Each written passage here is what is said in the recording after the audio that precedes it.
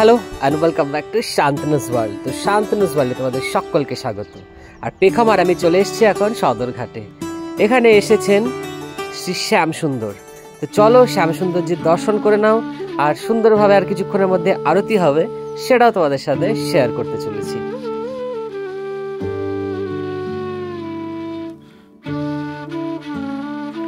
প্রভুর সন্ধ্যা আরতির জন্য ধূপ রেডি হচ্ছে, আর কিছুক্ষণের মধ্যেই শুরু হয়ে যাবে প্রভুর সন্ধ্যা আরতি।